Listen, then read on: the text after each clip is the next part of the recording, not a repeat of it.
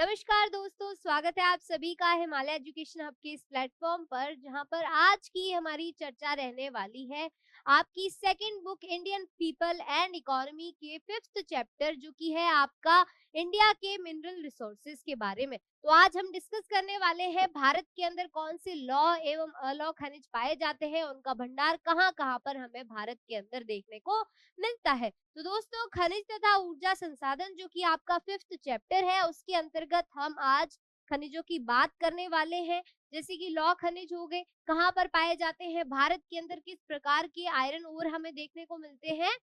तो अगर हम बात करें लौह खनिज की दोस्तों, तो भारत के अंदर जितना भी औद्योगिक विकास है, उसका आधार है लौह खनिज। कौन सा? लौह खनिज, याद रखना है। तो लौह खनिज की अगर हम महत्व की बात करते हैं दोस्तों, तो ये एक धातु आधारित उद्योगों के विकास के लिए एक सुदृढ़ आधार हमें प्रदान करता है। ठीक है। फिर अगर उत्पादन की बात करते हैं, तो धात्विक खनिजों के कुल उत्पादन मूल्य का 3/4 भाग लौह खनिजों का है। जैसा कि आप यहाँ पर देख सकते हैं कि भारत के जितने भी धात्विक खनिज है, उनके मूल्य का 3/4 उत्पादन जो है वो आपके किसमें जाता है? लौह खनिज से आपका आता है। और बाकी जितने भी अन्य धात्विक खनिज है, उनसे आपका 1/4 आपको उत्पादन देखने को मिलेगा। ठीक है। तो अगर हम बात करते हैं स्थिति की, तो भारत जो है अपनी घरेलू मांग को तो पूरा करता ही करता है, लेकिन ये जो लौह खनिज है, इनका बड़ी मात्रा में भारत से निर्यात किया जाता है कई सारे देशों में। तो वर्ल्ड वाइड इस लौह खनिज का हमें निर्यात देखने को मिलेगा भारत के अंदर। इसका क्या मतलब हुआ कि हमारे पास भारत के अंदर जो भंडार है, वो काफी ज्यादा अच्छे और सुदृढ़ भंडार है कि खुद की सारी आवश्यकताएं पूरी हो रही है, साथ ही हम उनको निर्यात भी कर रहे हैं। तो अगर हम बात करें लॉ अयस्क के प्रकार की और गुणवत्ता की, तो जब एशिया में हम भारत की बात करते हैं, तो लौह खनिज का विशाल भंडार है। अब अगर हम प्रकार की बात करें, लॉ अयस्क कितने प्रकार का होता है, तो सबसे बेटर क्वालिटी जो होती है, सबसे अच्छी क्वालिटी, तो वो आपका हो जाता है मैग्नेटाइट। दूसरा आपका है हेमेटाइट, और थर्ड कौन सा है आपका? लिमोनाइट आपका थर्ड टाइप हो जाता है आयरन ओर का। एंड फोर्थ टाइप की जब हम बात करते हैं, तो ये आपका हो जाएगा सिरेडाइट। सिडेराइट की हम जब बात करते हैं, ये आपका फोर्थ टाइप हो जाता है। तो चार कौन कौन से टाइप हुए, फटाफट से मेरे साथ रिपीट कीजिए। Magnetite, haematite, limonite and siderite आपके फोर टाइप्स हो जाते हैं। और अगर हम गुणवत्ता की बात करें, तो सबसे बेटर अच्छी क्वालिटी कौन सी होती है? मैग्नेटाइट और हेमेटाइट लॉयस की सबसे अच्छी क्वालिटी होती है। और जो आपका मैग्नेटाइट है, वो सर्वोत्तम प्रकार का लॉयस है, जिसके अंदर 70 to 72% याद रखिएगा, 70 to 72% तक का लोहा अंश होता है। यानी कि जो आयरन की मात्रा है इसके अंदर, वो कितनी होती है? 70 से 72% तक। और इसमें सर्वश्रेष्ठ चुंबकीय गुण होते हैं, जो विद्युत उद्योग के लिए विशेष रूप से उपयोगी है। फिर अगर हम सेकंड नंबर पे बात करते हैं हेमेटाइट की, तो इसके अंदर जो लोहे की मात्रा है, लोहे का अंश है, वो थोड़ा सा कम होता है। कितना होता है? 50 to 60% हमें यहाँ पर लोहे का अंश देखने को मिलता है। तो इससे मैग्नेटाइट से हेमेटाइट के अंदर लोहे का अंश कम है, इसीलिए हम इसको सेकंड प्रायोरिटी पे रखते हैं। लेकिन ये बहुत ही ज्यादा मात्रा में उपलब्ध है। जैसा कि हमने फर्स्ट लेक्चर के अंदर बात की थी, क्वालिटी एंड क्वांटिटी के बीच में कैसा संबंध है। अगर क्वालिटी अच्छी है तो उसकी क्वांटिटी कम होगी, लेकिन अगर क्वालिटी खराब है तो उसकी क्वांटिटी कितनी होगी? ज्यादा होगी। तो ठीक वैसे ही हेमेटाइट भी भारत के अंदर अधिक मात्रा के अंदर उपलब्ध है। फिर नेक्स्ट अगर हम बात करते हैं इस लौ अयस्क की पेटियों के बारे में, तो भारत के अंदर कहाँ-कहाँ पर हमें लौ अयस्क का भंडार देखने को मिलता है, कौन से राज्यों में। और अगर हम राज्यों की बात कर रहे हैं, तो उनके अंदर कौन सी वो प्रमुख जिले हैं या प्रमुख बेल्ट्स है। तो सबसे फर्स्ट पेटी या बेल्ट हमारी हो जाती है पूर्वी क्षेत्र से, हम शुरू करेंगे और धीरे धीरे कहाँ तक जाएंगे? दक्षिणी क्षेत्र तक जाएंगे। तो उड़ीसा झारखंड की जो पेटी है, जिसके अंदर मयूरभंज, केंदुझर जिलों में और बादाम पहाड़, जो कि कहाँ है? उड़ीसा के अंदर है। यहाँ की खदानों से उच्च कोटि का हेमेटाइट अयस्क निकलता है। फर्स्ट नंबर पे हमारा कौन सा था? हेमेटाइट था, जिसमें 70 से 72% आपके लोहे का अंश है, जो कि हमें कहाँ से मिलता है? उड़ीसा की मयूरभंज और केंदुझर जिलों की बादाम पहाड़ खदानों से बहुत ही अच्छी क्वालिटी का हेमेटाइट निकाला जाता है। दूसरा आपका आता है झारखंड, जो कि इसी पेटी का हिस्सा है।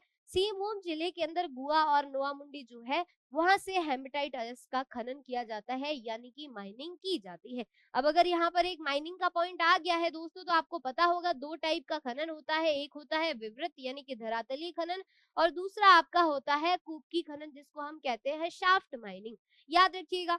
तो ये हमारी कौन सी पेटी हो गई? उड़ीसा एवं झारखंड की पूर्वी क्षेत्र की पेटी हो जाती है। सिंहभूम के अंदर ये जो जिला है इसके अंदर नोआमुंडी और गुआ प्रमुख क्षेत्र हो गए, मयूरभंज हो गया, केंदुझर हो गया, जहां से हमें लौ अयस्क बड़ी मात्रा में यहाँ पर मिलता है।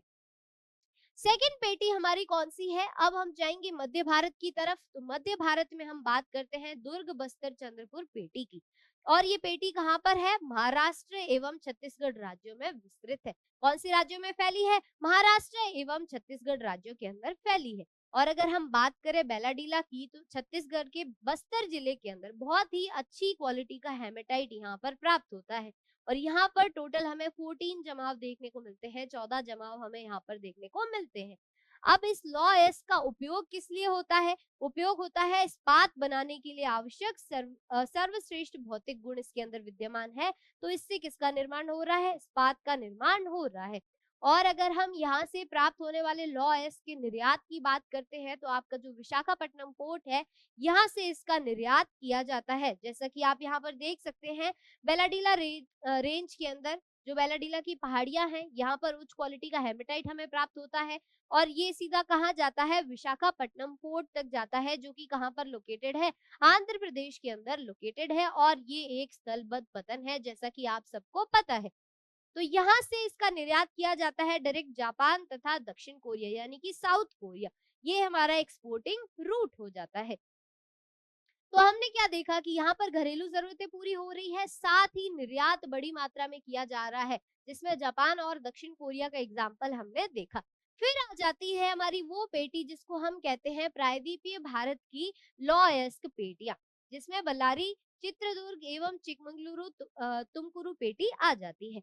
इसमें सबसे फर्स्ट हमारा है कुद्रेमुख। अब यहाँ पर एक और फन फैक्ट देखने को मिलेगा कि इसका नाम कुद्रेमुख क्यों रखा गया। तो कुदरे का अर्थ कन्नड़ के अंदर होता है घोड़ा, और ये जो पहाड़ियां हैं ये घोड़े के मुंह के समान दिखाई देती है, इसलिए इन पहाड़ियों का नाम क्या पड़ा? कुद्रेमुख पहाड़ियां या फिर कुद्रेमुख की खान इसका नाम पड़ा, जो कि कहाँ स्थित है? कर्नाटक के अंदर स्थित है।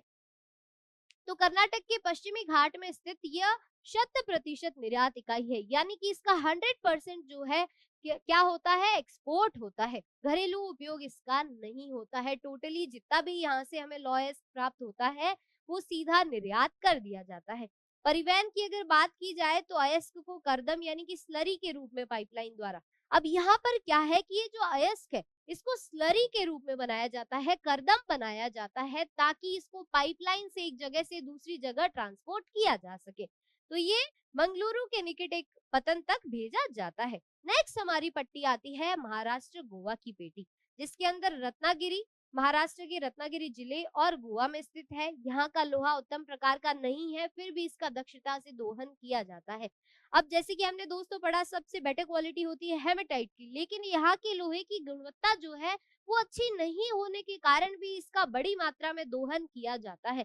रीजन क्या है कि यहाँ पर बहुत ही एफिशिएंटली टेक्नोलॉजी का उपयोग किया जाता है और इसका एक्सट्रैक्शन किया जाता है, माइनिंग की जाती है, और मारमागांव पतन से यहाँ का पर निर्यात हमें देखने को मिलता है। और मारमागांव पतन आपका कहाँ पर है? गोवा के अंदर लोकेटेड है। तो इस पतन से निर्यात होता है किसका?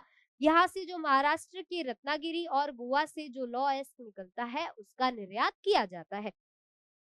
नेक्स्ट हम क्या पढ़ने वाले हैं? मैग्नीज के बारे में। जब दोस्तों हम लौ एस्क की बात करते हैं, स्टील की बात करते हैं, इस्पात की बात करते हैं, तो मैग्नीज भी एक बहुत ही इंपॉर्टेंट फैक्टर या फिर इंपॉर्टेंट रोल प्ले करता है, जो कि अभी हम समझेंगे कि इस्पात उद्योग का सहायक है। कैसे? इस्पात बनाने के लिए मैग्नीज बहुत ही ज्यादा जरूरी है। तो मुख्य रूप से इस्पात का जब विनिर्माण होता है, मैन्युफैक्चरिंग होती है, तब किसका प्रयोग किया जाता है? मैग्नीज का प्रयोग किया जाता है। अब एग्जाम्पल से कैसे समझेंगे? अगर हमें 1 टन स्टील बनाना है तो उसके अंदर 10 केजी मैग्नीज का इस्तेमाल होता है, यानी कि 10 किलो मैग्नीज का इस्तेमाल होगा, तभी हम 1 टन स्टील का निर्माण कर पाएंगे। तो यहाँ पर हमें क्या देखने को मिला कि मैग्नीज जो है वो स्टील बनाने के लिए बहुत ही ज्यादा जरूरी है। अन्यथा जो स्टील है उसकी क्वालिटी कैसी होगी? अच्छी नहीं होगी और ये जल्दी से टूटने वाला होगा। तो यहाँ पर इसकी कठोरता को मैनेज करने के लिए मैग्नीज का यहाँ पर इस्तेमाल किया जाता है। कई सारे अन्य उपयोग भी है, जैसे कि ब्लीचिंग हो गई, पेस्टिसाइड स्प्रे हो गए, या फिर जब हम पेंट बकेट की बात करते हैं तो उसके अंतर्गत भी मैग्नीज का प्रयोग किया जाता है। तो ये सारे उपयोग हमें भारत के अंदर मैग्नीज के देखने को मिलते हैं। अब फिर नेक्स्ट हम बात करें वितरण की, यानी कि इसके भंडार कहाँ-कहाँ पर है। तो उड़ीसा के अंदर भारत का सबसे बड़ा मैंगनीज उत्पादन होता है और उड़ीसा ही सबसे बड़ा उत्पादक राज्य हो जाता है जब हम भारत के कॉन्टेक्स्ट में बात करते हैं। अन्य राज्य कौन-कौन से हो जाते हैं? मध्य प्रदेश में बालाघाट हो गया, कर्नाटक, महाराष्ट्र के अंदर नागपुर और भंडारा हो गया। यहाँ पर हमें मैंगनीज के उच्च भंडार देखने को मिलते हैं। अब नेक्स्ट हम किसके बारे में बात करने वाले हैं दोस्तों? नेक्स्ट हम बात करेंगे कि मैप पर जब हम देखते हैं तो ये सारे जो क्षेत्र है वो हमें कहाँ-कहाँ पर देखने को मिलते हैं। तो मुख्यतः हमने कौन सी पेटियों की बात की, पूर्वी क्षेत्र की पेटी की बात की, फिर हमने मध्य भारत की पेटी की बात की, फिर हमने प्रायद्वीपीय भारत यानी कि दक्षिणी भारत की पेटियों की बात की। तो यहाँ पर आपको देखने को मिलेगा कि जो रेड कलर से लोकेटेड है वो है आपकी लॉ-एस खदानें, फिर मैंगनीज, और फिर आपको देखने को मिलेंगे पतन यानी कि जो पोर्ट्स है जहाँ से लॉ-एस आयरन ओर का निर्यात किया जाता है। तो यहाँ पर हम देखेंगे केंदुझर हो गया, वेलाडीला हो गया और गुआ हो गया, मयूरभंज हो गया, जहाँ से लॉ अयस्क खदानें हैं, जहाँ पर कुद्रेमुख की खदान हो गई। तो ये बहुत ही इंपॉर्टेंट खदानें हैं। फिर नेक्स्ट हम बात करें जब मैंगनीज की, तो बालाघाट हो गया, नागपुर हो गया, यहाँ से मैंगनीज प्राप्त किया जाता है। फिर उड़ीसा जो है वहां से भी हमें बड़ी मात्रा में मैग्नीज की खदानें देखने को मिलती है। अब निर्यातक पतन कौन से हो गए? विशाखापट्टनम पोर्ट हो गया, पारादीप पोर्ट हो गया, मारमागांव और मंगलुरु पोर्ट। ये 4 मेजर पोर्ट्स है जो कि इन खनिजों का निर्यात करता है। याद रखिएगा, पारादीप पोर्ट हो गया, विशाखापट्टनम, मारमागांव, मंगलुरु, 4 इंपॉर्टेंट पोर्ट है जब हम बात करते हैं इन खनिजों के निर्यात की। तो ये जो पोर्ट्स है ये आपके सबसे अच्छा रोल यहाँ पर निभाते हैं। अब नेक्स्ट हम बात करने वाले हैं अलौ खनिज के बारे में। तो दोस्तों हमने सबसे पहले क्या पढ़ा? सबसे पहले पढ़ा खनिज, जिसके अंदर धात्विक और अधात्विक, धात्विक एवं अधात्विक, जिसके अंदर धात्विक में हमने पढ़ा लौह खनिज एवं अलौह खनिज। तो अब हम बात कर रहे हैं अलौह खनिज, जिसमें तांबे के बारे में हम पढ़ने वाले हैं।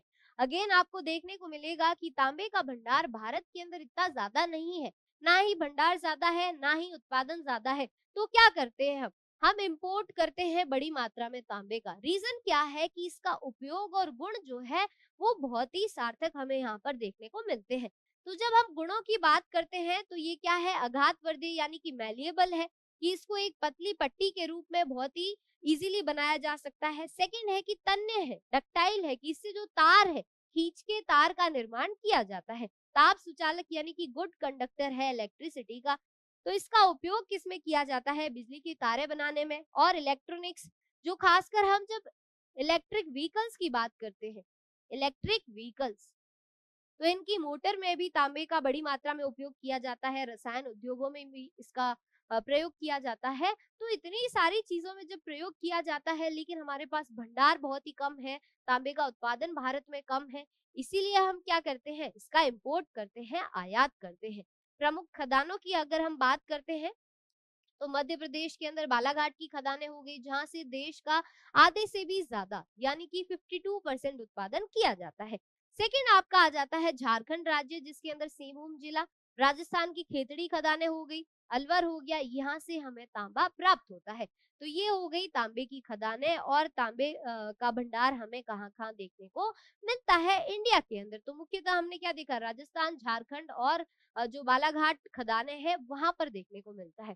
नेक्स्ट हमारा आ जाता है बॉक्साइट, जिससे कि एल्यूमिनियम का निर्माण होता है। एल्यूमिनियम जो है इसको हम डायरेक्ट, इसकी माइनिंग नहीं की जा सकती, डायरेक्ट इसका खनन नहीं किया जा सकता, बॉक्साइट के थ्रू एल्यूमिनियम बनता है। प्रोसेस क्या है?